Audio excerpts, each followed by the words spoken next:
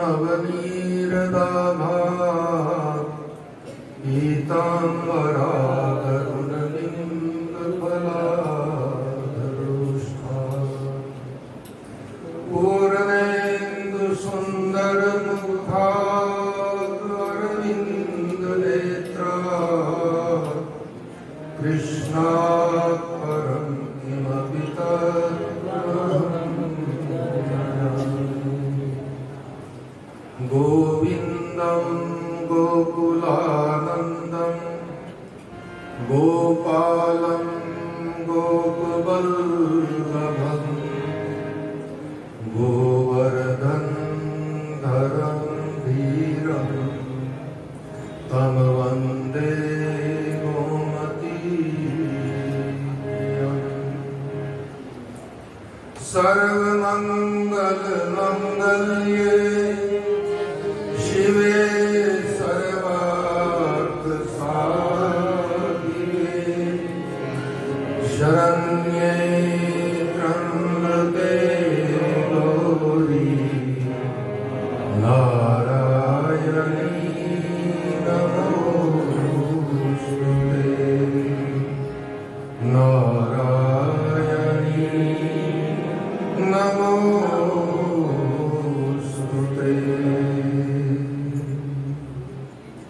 हरे राम राम राम सीता राम राम राम हरे राम राम राम सीता राम राम हरे राम राम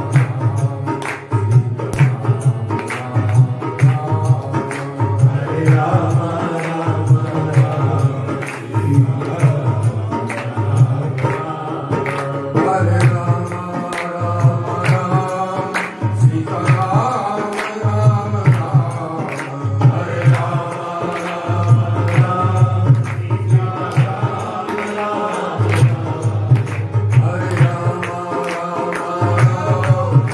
सीता राम राम हरे राम राम राम सीता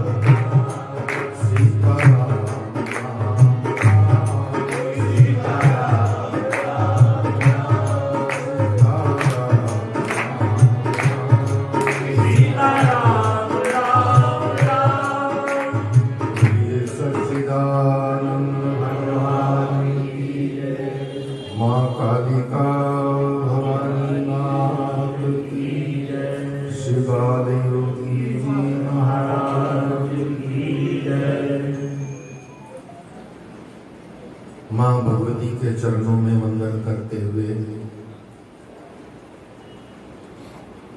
हमारे अर्चनीय वंदनीय श्री महाराज जी के चरणों में वंदन करते हुए व्यासपीठ पर आसीन परम पूजनीय श्रद्धेय श्री महंत जी को वंदन करते हुए मंच पर उपस्थित हमारे वंदनीय स्वामी परमानंद जी महाराज, अन्य समस्त संत वृंद, विद्वत वृंद, सबको नमन करते हुए आप सभी इस पावन दरबार के बाबा जी के परम प्रिय भक्त महानुभाव एवं मातृशक्ति, सुंदर अवसर है और महापुरुषों की वाणी के माध्यम से दिव्य वचनों का श्रवण करने का हमें अवसर प्रदान हुआ है।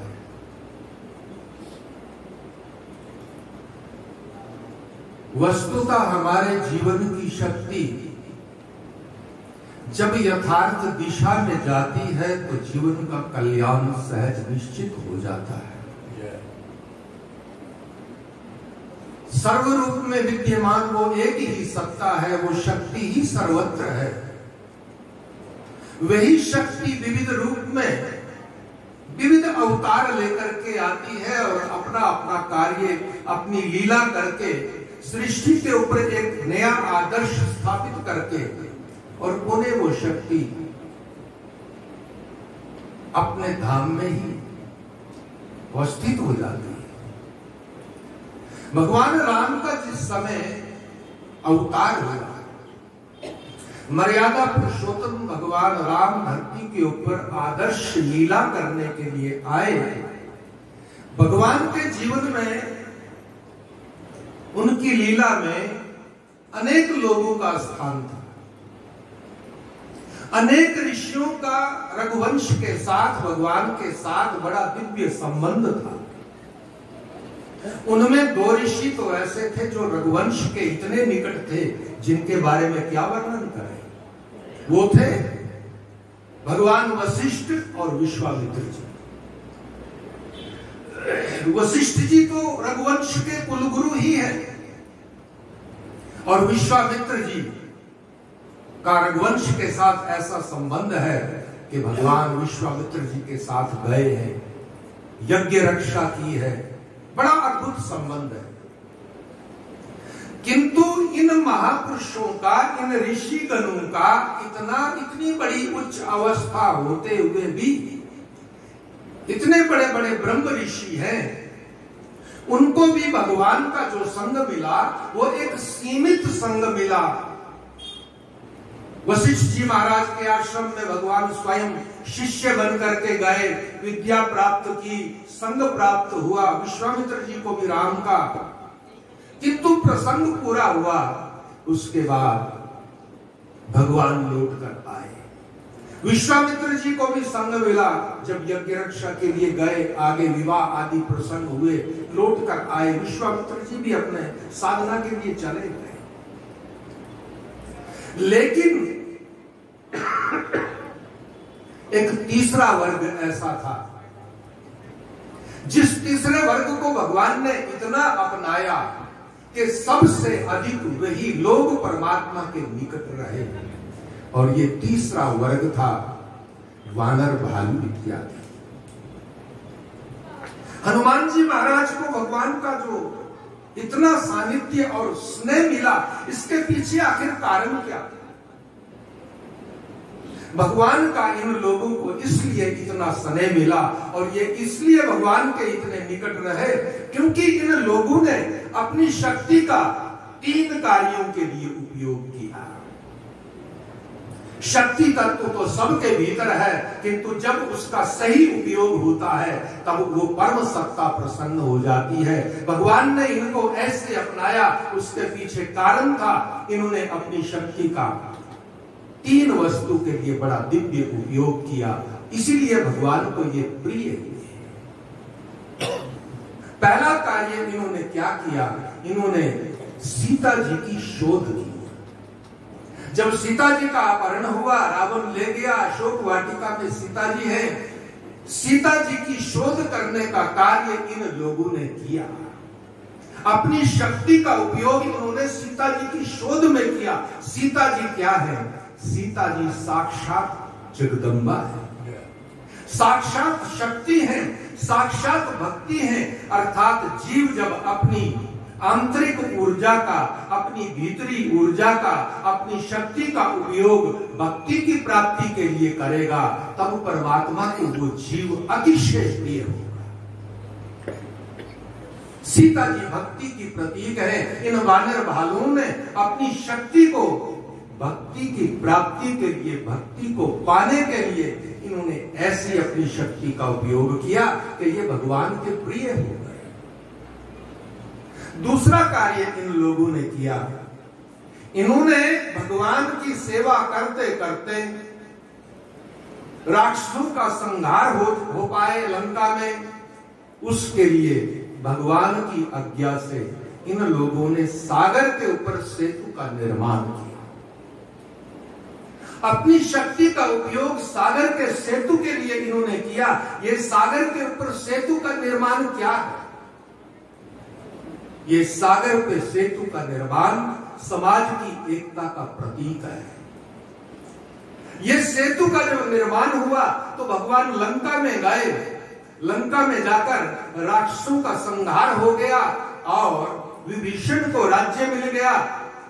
अब लंका पहले जैसी लंका नहीं रही, वहां पर भी सत्य के राज्य की ही स्थापना हो गई। अर्थात अपनी शक्ति का जब तक जीव समाज की एकता के लिए, समाज के प्रेम के लिए, राष्ट्र के प्रेम के लिए अपनी ऊर्जा का, अपनी शक्ति का ठीक से जब तक उपयोग नहीं करेगा, तब तक ऐसा जीव भले ही बाह्य प्रकार से हम कितनी भी ऊपर की हम पूजा करें, पाठ करें, ऊपर से हम कितना भी अनुष्ठान करें, किंतु भीतर से जब तक समाज सेवा का, भीतर से जब तक समाज की एकता का भाव हमारे भीतर नहीं होगा और समाज के लिए हम कार्य नहीं करेंगे, तब तक शायद परमात्मा को हमारी शुष्क भक्ति, हमारी शुष्क साधना शायद प्रभु को कबूल ना हो, शायद परमात्मा को अच्छी ना लगे।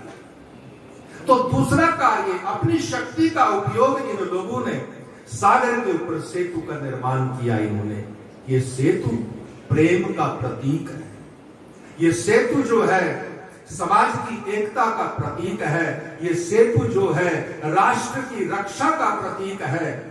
हमें अपनी शक्ति को प्रेम के लिए, समाज की एकता के लिए अपनी शक्ति का उपयोग करना चाहिए। तीसरा कार्य अपनी शक्ति को इन लोगों ने, तीसरा कार्य ये किया, इन्होंने रावण का प्रतिकार किया। इन्होंने रावण का प्रतिकार, ये रावण क्या है? ये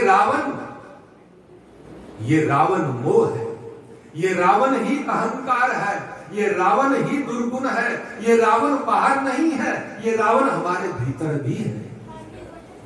हमारे दुर्गुण ही रावण बन करके हमारे भीतर से हमें सद्वृत्ति की ओर नहीं जाने देते। इन्होंने रावण का प्रतिकार किया, इन्होंने रावण का ऐसा प्रतिकार किया, ऐसी परमात्मा की सेवा की, सागर के ऊपर सेतु का निर्माण करके लंका पर चढ़ाई हुई, रावण आदि राक्षसों का संहार हो गया।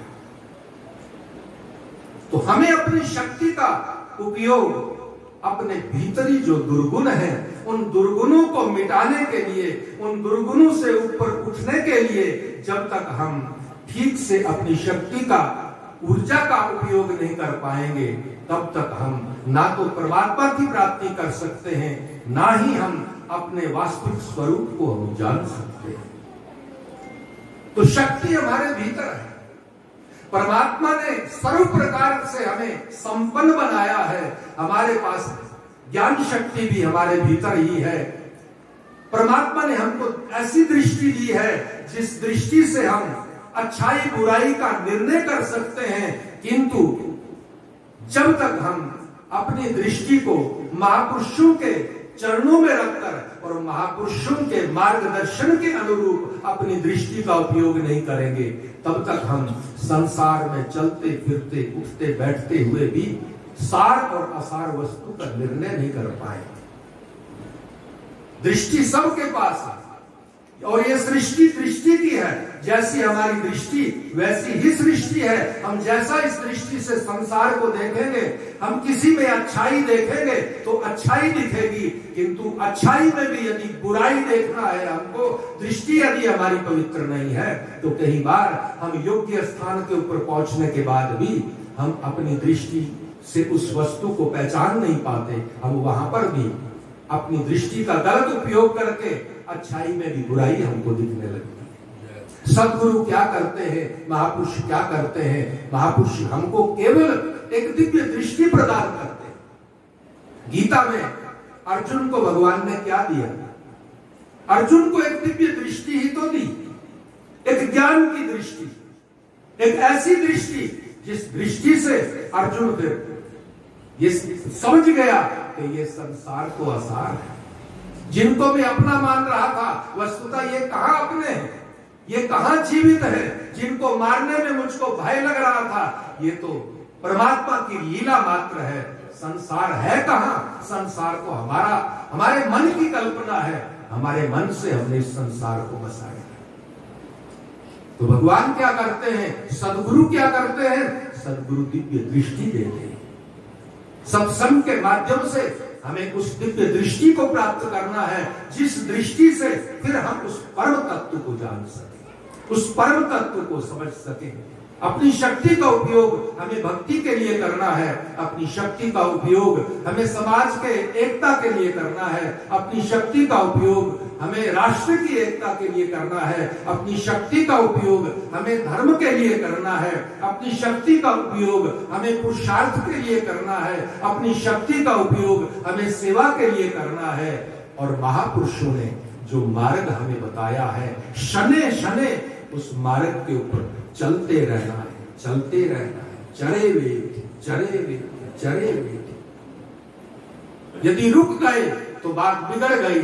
इसलिए प्रतिक्षण सावधान रहकर, बाबा जी का दिव्य सूत्र, एक ही सूत्र, सावधानी ही साधना, सावधानी ही साधना। बात बहुत छोटी सी, बहुत छोटा सा सूत्र है, किंतु इतना बड़ा रहस्य छिपा है इसमें। सावधानी ही साधना।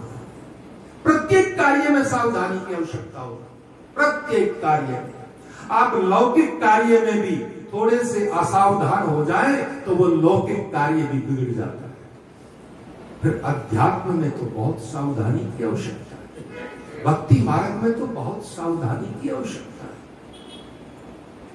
तो महापुरुषों का जो दिव्य बताया हुआ मार्ग है, उन्होंने अपने जीवन में हमें देने में कोई कमी नहीं छोड़ी है। यदि हमारे पात्र में छिद्र है तो फिर उसका कोई भी दूसरा कोई विकल्प नहीं है। यदि छिद्र है तो वो फिर कैसे टिकेगा। किंतु यदि महापुरुषों को हमने ठीक से अपने जीवन में उनकी वाणी को उतार लिया, उनके सिद्धांतों को उतार लिया, उन्होंने जो आदर्श हमें सिखाया है उस आदर्श के ऊपर यदि हम ठीक से चल पाए तो हमारा बेड़ा पार है। हमारी नैया फिर इस भावसागर से निश्चित ही पार होगी, इसमें कोई संदेह नहीं है। तो अधिक कुछ नहीं कहना है। ये दिव्य जो पर्व हमारा प्रत्येक वर्ष होता है नवरात्रि में, इसमें ये त्रिदिवसीय शक्ति महासम्मेलन जो मध्य में होता है, इसमें ऐसी बाबा जी की कृपा है, उन्होंने ऐसा संतों के साथ हम लोगों को जोड़ दिया है कि महापुरुषों को हम बार बार यहाँ पर महापुरुष आते हैं और वो अपनी वाणी का लाभ देकर हमारे कल्याण के लिए चले जाते हैं। अधिक कुछ नहीं कहता हुआ बाबा जी के चरणों में यही प्रार्थना करता हूँ कि हे बाबा, आपने जो ये इतना सुंदर बगीचा लगाया है, हमारे में तो ऐसी शक्ति नहीं है कि हम इस बगीचे को और विशेष कुछ वो कर सकें। आपकी ही कृपा से ये बगीचा सदैव हरा भरा रहेगा, आपकी कृपा बनी रहे और ये बगीचा ऐसा ही हरा भरा रहे और ये पूरा समाज अपना कल्याण कर सके। यही प्रार्थना करता हुआ मैं शब्दों को विराम दे रहा हूँ। भाव और श्रद्धा के साथ के ये सच्चिदानंद भगवान की, माँ दुर्गा भवानी माँ की, शिवाल योगी जी महाराज की, सर्वे भवन्तु सुखिना, सर्वे सन्तु निरामया, सर्वे भद्राणि पश्यन्तु मा कश्चित् दुःखभाग् भवेत्। ओम पूर्णमदा पूर्णमिदं पूर्णात् पूर्णमुदच्यते, पूर्णस्य पूर्णमादाय पूर्णमेवावशिष्यते।